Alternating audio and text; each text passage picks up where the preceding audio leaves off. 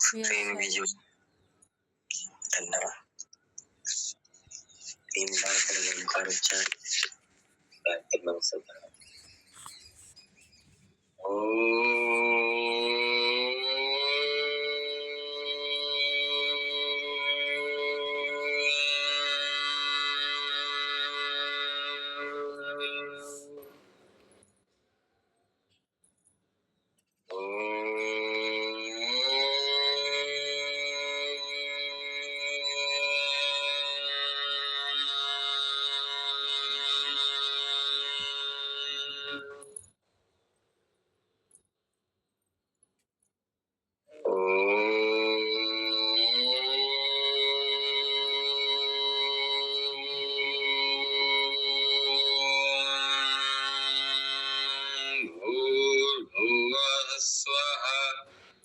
तत्सवितुर्वरेण्यं भर्गो देवस्य धीमहि धियो यो नः प्रचोदयात्।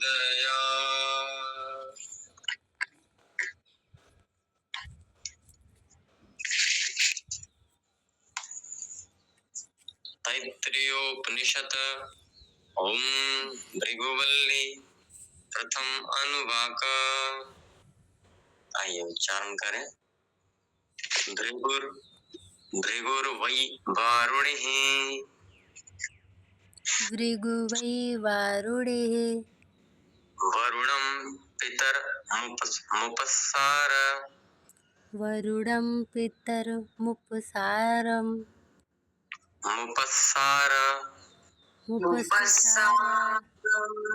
अधिः भगवो ब्रह्मेति तस्मा एतत् प्रोवाच अन्नं प्राणं चक्षुः श्रोत्रं मनोवाचमिति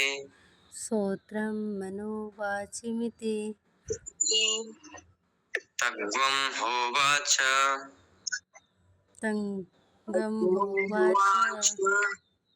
यतो वा इमानि भूतानि जायन्ते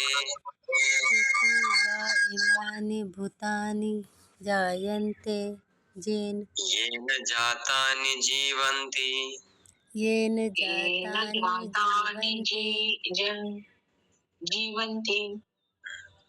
यत्प्रयन्त्यभिसंविशन्ति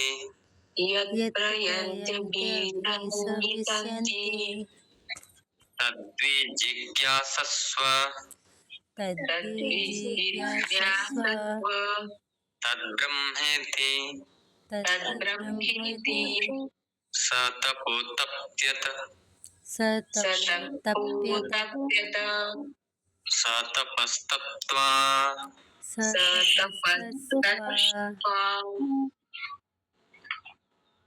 द्वितीय अनुवाक। अन्नं ब्रह्मेति व्यजानात्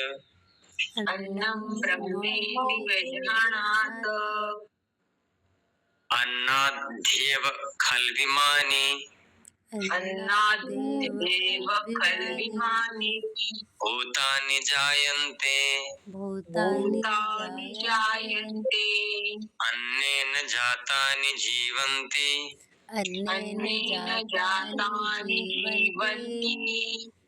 अन्नं प्रत्यन्त्यभिसंविशन्तीति अन्नं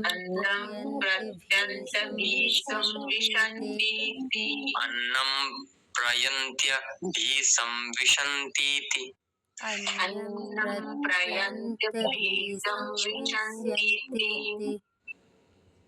तद्विज्ञाय पुनरेव वरुणं पितरमुपसार तद्विज्ञाय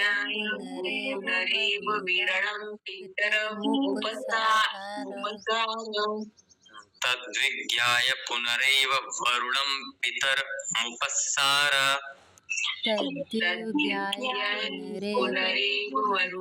पितरमुपसार अधिः भगवो ब्रह्मेति अधीः भगवो ब्रह्मोऽपि ब्रह्मेति तद्गुं होवाच तद्ब्रह्मोवाच तप्सा ब्रह्म विजिज्ञासस्व तपसा तपसा ब्रह्म ब्रह्म विजिज्ञासस्व विजिज्ञासस्व तपो ब्रह्मेति तपो ब्रह्मेति स तपोतप्यत स तपोतप्यत स तपस्तप्त्वा स तपस्यप्त्वा तृतीय अनुवाक तृतीय अनुवाक प्राणो ब्रह्मेति व्यजानात् प्राणो ब्रह्मेति व्यजानात् प्राणाद्येव खल्विमानि प्राणादेव खल्विमानि भूतानि जायन्ते भूतानि जायन्ते प्राणेन जातानि जीवन्ति प्राणेन जातानि जीवन्ति प्राणं प्रयन्त्यभिसंविशन्तीति प्राणं प्रयन्त्यभिसंविशन्तीति तद्विज्ञाय पुनरेव तद्विज्ञाय पुनरेव वरुणं पितरमुपस्सार वरुणं पितरमुपस्सार अधिः भगवो ब्रह्मेति अधिः भगवो ब्रह्मेति तद्गुं होवाच सग्नं होवाच तप्सा ब्रह्म विजिज्ञासस्व तपसा ब्रह्म विजिज्ञासस्व तपो ब्रह्मेति तपो ब्रह्मेति स तपोतप्यत स तपोतप्यत स तपस्तप्त्वा स तपस्तप्त्वा चतुर्थ अनुवाक चतुर्थ अनुवाक मनो ब्रह्मेति व्यजानात् मनो ब्रह्मेति व्यजानात् मनसो ह्योव खल्मानि भूतानि जायन्ते मनसो खल्मानि भूतानि जायन्ते मनसा जातानि जीवन्ति मनसा जातानि जीवन्ति मनः प्रयन्त्यभिसंविशन्तीति मनः प्रयन्त्यभिसंविशन्तीति तद्विज्ञाय पुनरेव वरुणं पितरमुपस्सार तद्विज्ञाय पुनरेव वरुणं पितरमुपस्सार अधिः भगवो ब्रह्मेति अधिः भगवो ब्रह्मेति तद्गुं होवाच तद्गं होवाच तप्सा ब्रह्म विजिज्ञासस्व तपसा ब्रह्म विजिज्ञासस्व तपो ब्रह्मेति तपो ब्रह्मेति स तपोतप्यत स तपोतप्यत स तपस्तप्त्वा स तपस्तप्त्वा पंचम अनुवाक पञ्चम अनुवाक विज्ञानं ब्रह्मेति व्यजानात् विज्ञानं ब्रह्मेति व्यजानात् विज्ञानाद्येव खल्विमानि भूतानि जायन्ते विज्ञानाद्येव भूतानि जायन्ते विज्ञानेन जातानि जीवन्ति विज्ञानेन जातानि जीवन्ति विज्ञानं प्रत्यन्तभिसंविशन्तीति विज्ञानं प्रयन्त्यभिसंविशन्तीति तद्विज्ञाय पुनरेव वरुणं पितरमुपस्सार तद्विज्ञाय तद्विज्ञाय पुनरेव वरुणं पितरमुपस्सार अधिः भगवो ब्रह्मेति अधिः भगवो ब्रह्मोति ब्रह्मेति तद्ब्रह्म होवाच तद्ब्रह्मोवाच तपसा ब्रह्म विजिज्ञासस्व तपसा तपसा ब्रह्म विजिज्ञासस्व तपो ब्रह्मेति तपो तपो ब्रह्मेति स तपो तप्यत स तपो तप्यत तपस्तप्त्वा स तपस्तप्त्वा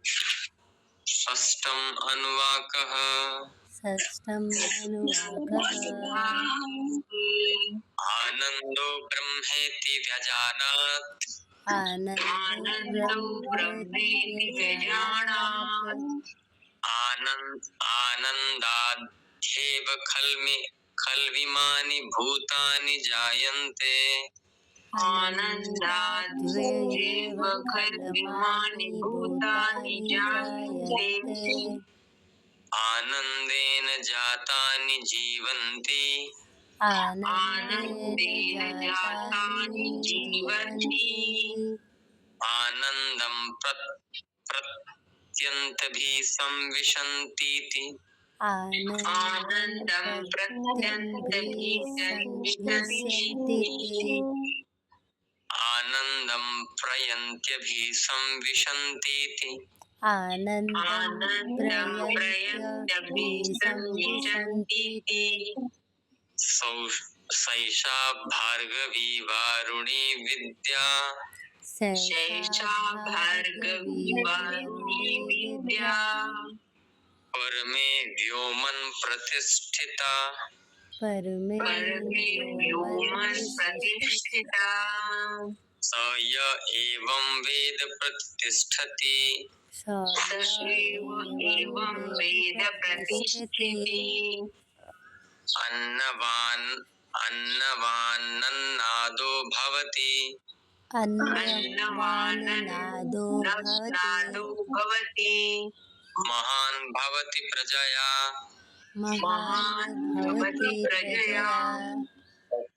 पशुभिर्ब्रह्मवर्चसेन महान् कीर्त्या सप्तम अनुवाक अन्नं न निन्द्यात्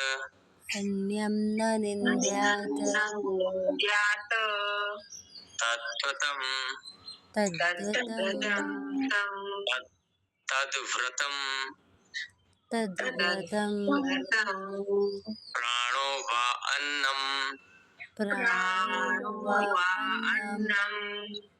शरीरमन्नादम् प्राणे शरीरं प्रतिष्ठितम् प्राणो शरीरं प्रतिष्ठितम् शरीरे प्राणः प्रतिष्ठितः शरीरे प्राणः प्रतिष्ठितः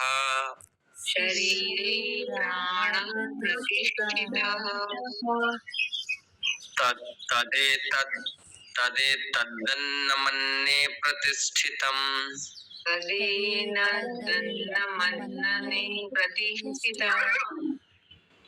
स य एतदन्मन्ये प्रतिष्ठितम्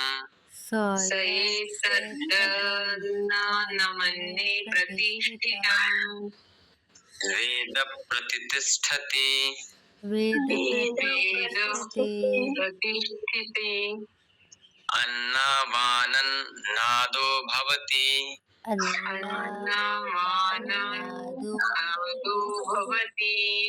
महान् भवति प्रजया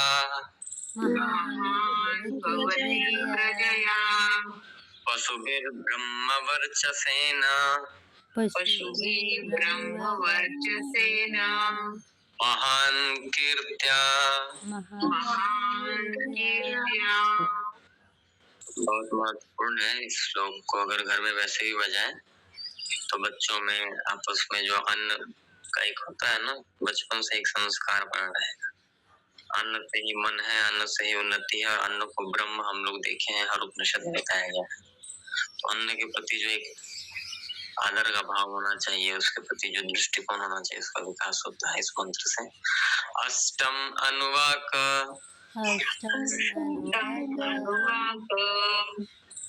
अन्नम न परिचक्षित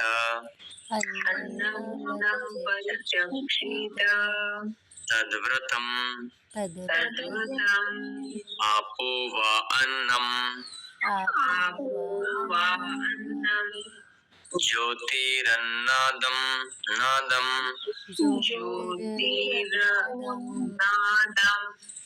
अप्सु ज्योतिः प्रतिष्ठितम्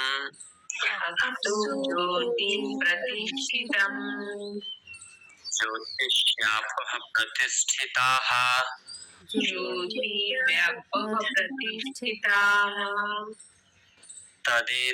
तदेदन्नमन्ये प्रतिष्ठितम्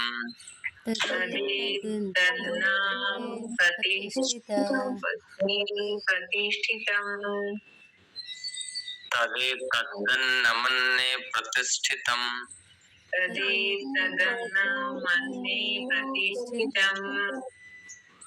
स य एतदन्नमन्ये प्रतिष्ठितं वेद प्रतिष्ठति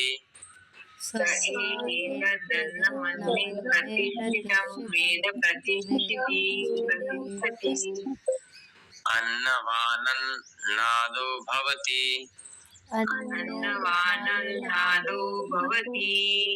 महान् भवति प्रजया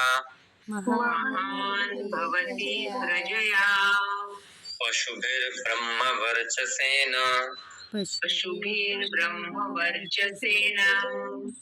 महान्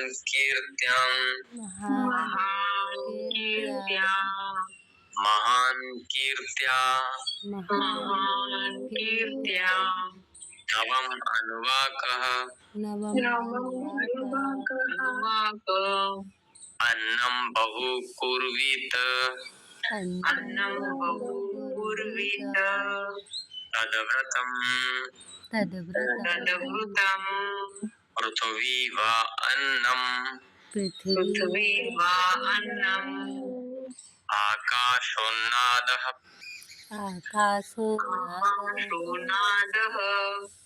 पृथ्वी व्यामाकाशः प्रतिष्ठितः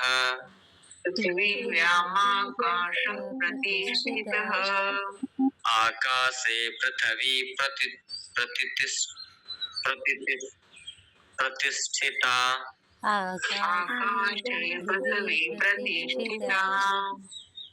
तदेतदन्नमन्ये प्रतिष्ठितम्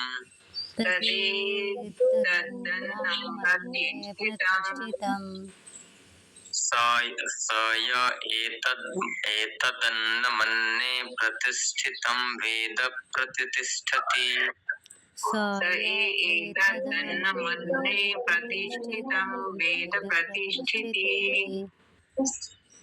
अन्नवानन्नादो भवति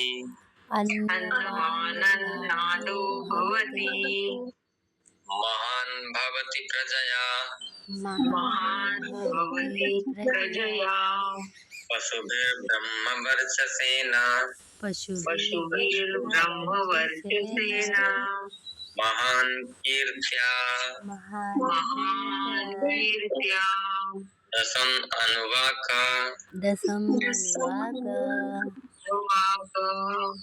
न कंचन वसतो प्रत्याचक्षित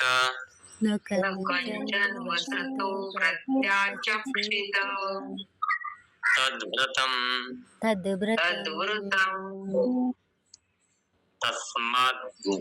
तस्माद्यया च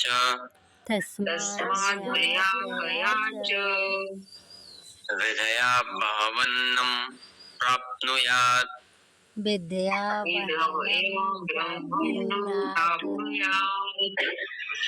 आराध्य स्म अन्यमित्याचक्षते आराध्यस्मान्नमित्याचक्षते एतद्वै मुखतो अन्नगं राद्धम् एतद्वै मुखतो अन्नराध्यम् एतद्वै मुखतोऽन्नं gwam राद्धम् एतद्मुखतो अन्नगमराध्यम् मुखतो स्म अन्नगं राध्यते मुखतो अन्नगमराध्यते पहले फिर से एक लाइन पहले से एतद्वै मुखतो अन्नगं राद्धम् एतद्मुखतो अन्नगमराध्यम् गम छूट रहा है एतद्वै मुखतो अन्नगं राद्धम् एतद्मुखतो अन्नगमराध्यम् मुखतो स्म अन्नगं राध्यते मुखतो अन्नगमराध्यते एतद्वै मध्यतोऽन्नगं राद्धम् एतद्मध्यतो अन्नगमराध्यम् मध्यतो स्म अन्नगं राध्यते मध्यतो अन्नगमराध्यते ऐसे बीच में तोड़ते नहीं है ना, बला का हाथ नहीं लगाते। जैसे जहाँ गम लगता है ना उससे पहले अन्नगम ऐसे बोला जाता है, वहाँ थोड़ा सा बल लगाना रहता है। जहाँ संयुक्त अक्षर रहेगा जैसे आराध्यस्मा तो रा पर थोड़ा सा बल लग जाएगा, वैसे ही अन्ना तो वहाँ अन्नगम ऐसे लेना रहता है, नहीं तो फिर गम। चलिए एतद्वै मुखोत्तन्न यहाँ से लेते हैं। एतद्वै मुखतो अन्नगं राद्धम् एतद्मुखतो अन्नगमराध्यम् एतद्वै मुखतो अन्नगं राद्धम् एतद्मुखतो अन्नगमराध्यम् मुखतो स्म अन्नगं राध्यते मुखतो अन्नगमराध्यम् एतद्वै मध्यतोऽन्नगं राद्धम् मुखतो अन्नगमराध्यम् मध्यतो स्म अन्नगं राध्यते मध्यतो अन्नगमराध्यते एतद्वा अन्ततो अन्नगं राद्धम् एतदन्ततो अन्नगमराध्यम् अन्ततो स्म अन्नगं राध्यते अन्ततो अन्नगमराध्यते य एवं वेद इसका उच्चारण देखे थे क्या आप लोग में से कोई वीडियो में? कैसे है इसमें गम उच्चारण हो रहा है या अन्नम उच्चारण हो रहा है?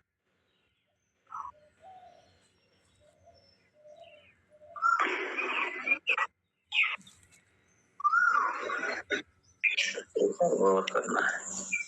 र होगा तो ग ही होगा, र होगा तो ग ही होगा, ऐसा ही होगा शायद। मैंने नहीं सुना सर। जैसे ये है ना अन्ना, तो कई बार दो तरीके से उच्चारण होता है। उसको अन्नम भी पढ़ा जाता है कहीं कहीं, और कहीं कहीं अन्नगम भी पढ़ा जाता है। आप देखे होंगे, गौर किए होंगे।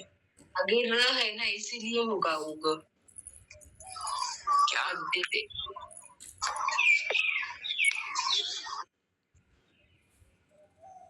जी बता रहे, थोड़ा सा स्पष्ट बताइए। नहीं, मुझे भी पता नहीं सर वैसे।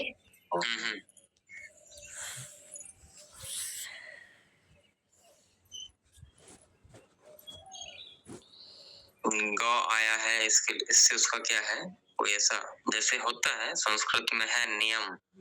हाँ नियम है वैसे। आगे का जो शब्द है उससे पहले ग आता, जैसे रफार हो तो में वम वम वम आता, ऐसा ऐसा रहता है। वो र आया इसीलिए ग होगा वहां पे, लेकिन देखना पड़ेगा वो सर। एक बार उसको देख लेना है, गौर करना हाँ है। ठीक ठीक है सर।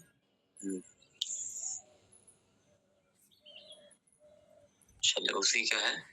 क्षेम इति वाचे क्षेम इति वाची योगक्षेम इति प्राणापानयोः योगक्षेम इति प्राणापानयोः कर्मेति हस्तयोः कर्मेति हस्तयोः गतिरिति पादयोः गतिरिति पादयोः विमुक्तिरिति पायो विमुक्तिरिति पायो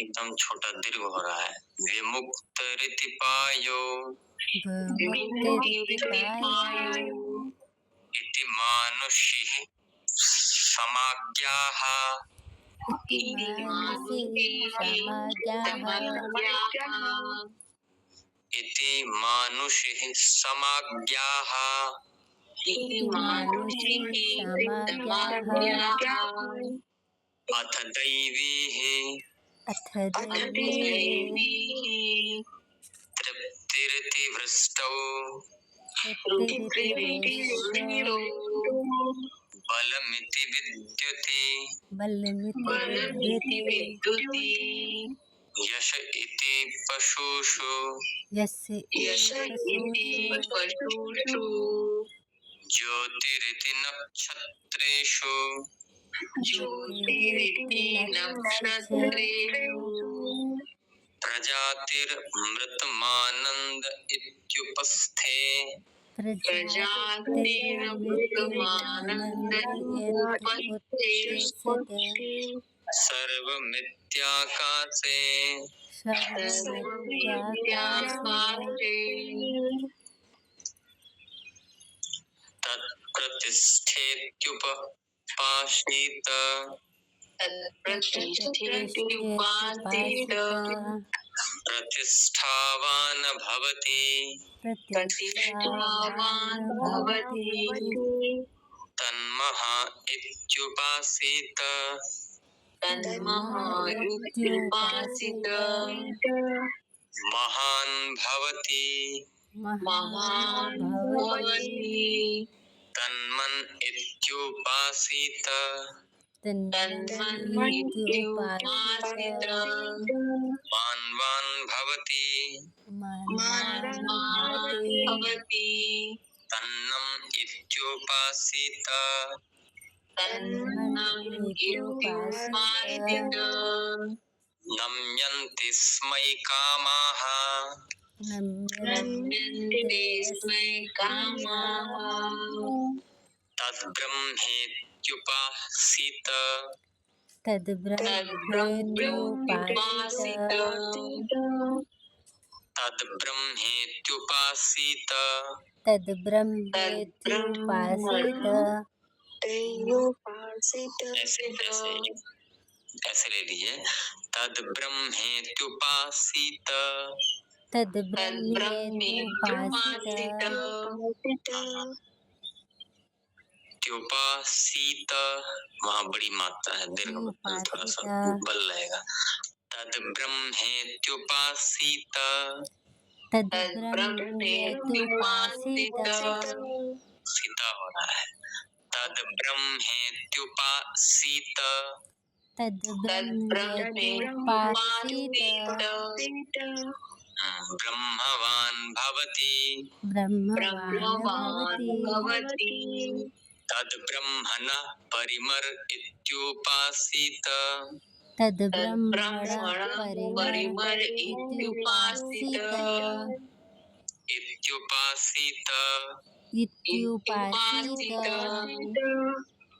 सीता नहीं, इत्युपासीत हाँ। पर्येणं म्रियन्ते द्विषन्तः सपत्नाः परेण म्रियन्ते द्विषन्तः सपत्नाः। पर्येण म्रियते द्विषन्तः सपत्नाः। परेण म्रियन्ते द्विषन्तः सपत्नाः। पर्ये प्रिया भ्रातृव्याः। पर्ये प्रिया प्रिया भ्रातृव्याः। भ्रातृव्याः।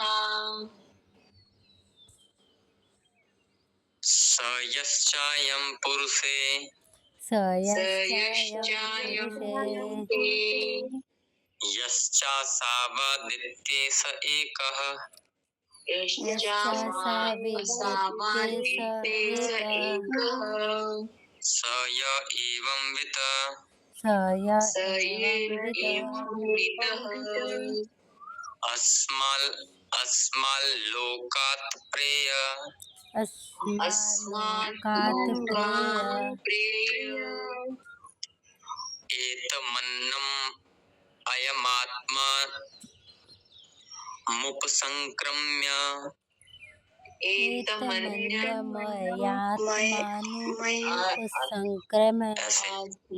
एतमन्नमयमात्मानमुपसंक्रम्य।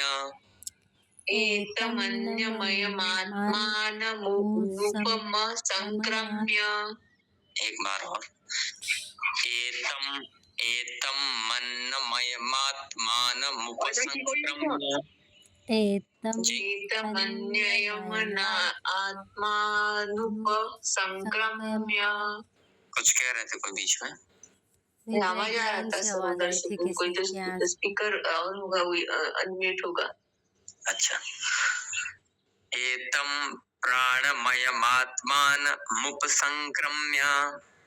एतमन्यमयात्मानुपसंक्रम्य। एतम प्राणमयमात्मानमुपसंक्रम्य। एतं प्राणमयात्मानमुपसंक्रम्य। एतं मनोमयमात्मानमुपसंक्रम्य।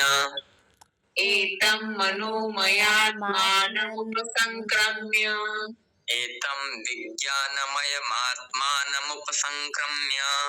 एतं विज्ञानमयमात्मानमुपसंक्रम्य।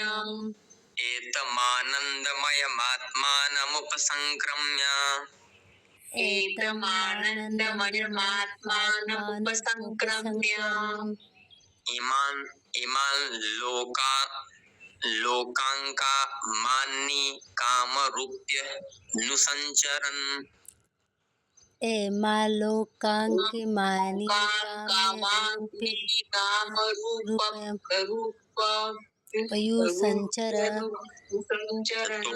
तोड़ के लीजिए। इमान् लोका अंका मान्नि। इमालोकांका मानि कामरूप्यनुसंचरन्।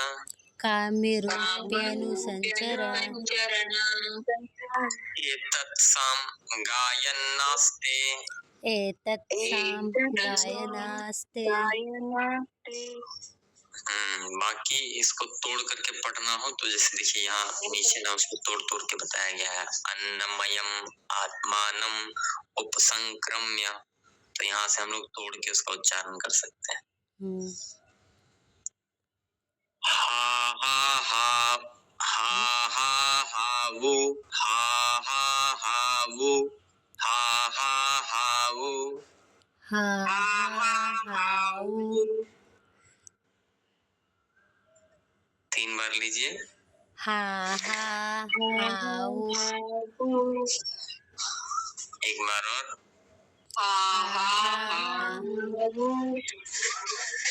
अहमन्नम अहमन्नम अहमन्नम अहमन्नम अहमन्नम अहमन्नम। अहम अहम नादो अहम नादो अहम नादो नादः। अहम अहम नादो नादो अहम नादो अहम नादो अहम नादो अहम अहम थोड़ा सा गलती हो रहा है। अहमन नादो अहमन नादो अहमन नादह। अहम नादो अहम नादो अहम नाद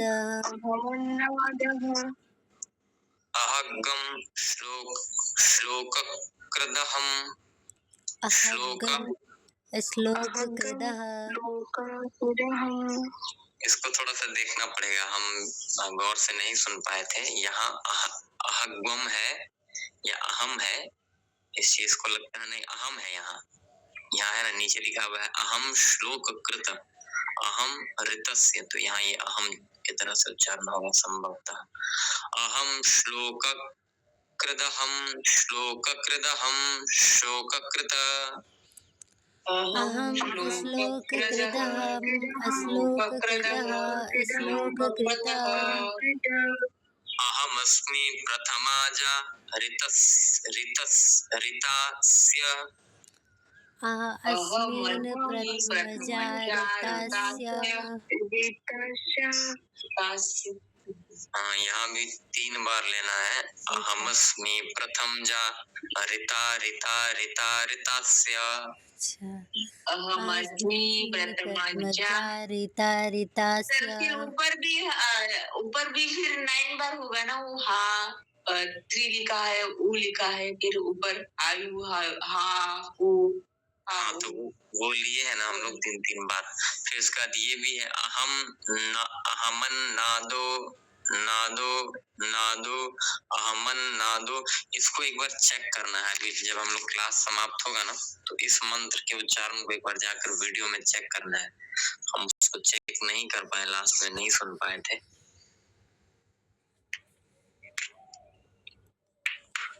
ठीक है, यस सर। हाँ, मतलब ये अंतिम मंत्र है, इसका उच्चारण। मैंने सर तैतरीय उपनिषद में पूरा अन्न का वर्णन किया है ना, अन्न म्हणजे इस वल्ली में, इस वल्ली में 5 कोश का देखेंगे तो कैसे 5 कोश। हाँ, 5 कोश का वर्णन है, उसमें अन्न पर विशेष रूप से जोर दिया गया है। इसीलिए हम अक्सर आप लोग क्लास शुरू करने से पहले उसके विषय वस्तु को पढ़ाते हैं, ताकि श्लोक चलिए हम लोग पढ़ रहे हैं उसका क्लियर हो रहा है धीरे धीरे, लेकिन विषय वस्तु पढ़ने से ना रूपरेखा पता चल जाता है कि है क्या वास्तव में। इसीलिए विषय वस्तु उसका जो इंडेक्स है वो जरूर पढ़ा करें। आइए यस सर। इस मंत्र को दशम अनुवाक को देख लेना है हम लोगों को। भृगुवल्ली इसी तरीके से समाप्त होता है, कृष्ण यजुर्वेदीय तैत्तिरीय उपनिषद समाप्त होता है। आइए शांति पाठ के साथ हम लोग आज के सत्र को यहीं विराम दें। शांति पाठ आप में से कोई एक व्यक्ति करवाए। इसमें से अभी करना है, यही पढ़ना है ना सर? यही सामने जो है शांति पाठ। ओम शं नमो मित्रः। ओम शं नो मित्रः। शं वरुणः। शं वरुणः। शं नो भवत्वर्यमा। शं नो भवत्वर्यमा। शं नो इन्द्रो बृहस्पतिः। शं नो इन्द्रो बृहस्पतिः। शं नो विष्णु शं नो विष्णुरुक्रमः। शं नो विष्णुरुक्रमः। नमो ब्रह्मणे। नमो ब्रह्मणे। नमस्ते वायु। नमस्ते वायु। त्वामेव प्रत्यक्षम्। त्वामेव प्रत्यक्षम्। ब्रह्मावादिशम्।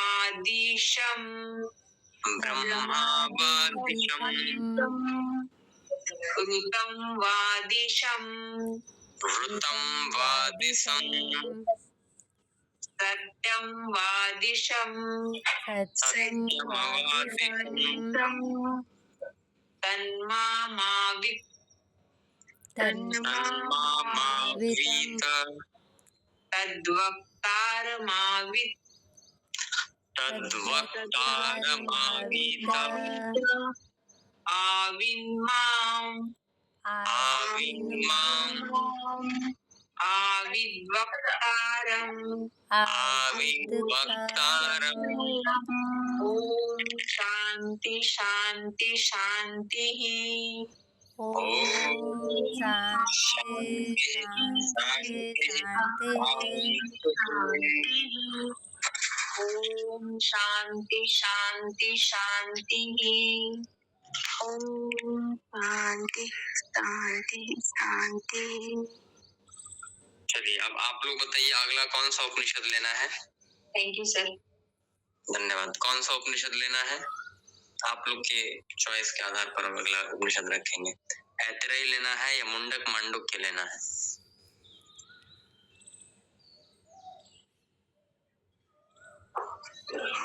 मुंडक मांडुक्य ले सकते हैं। चलिए ठीक है।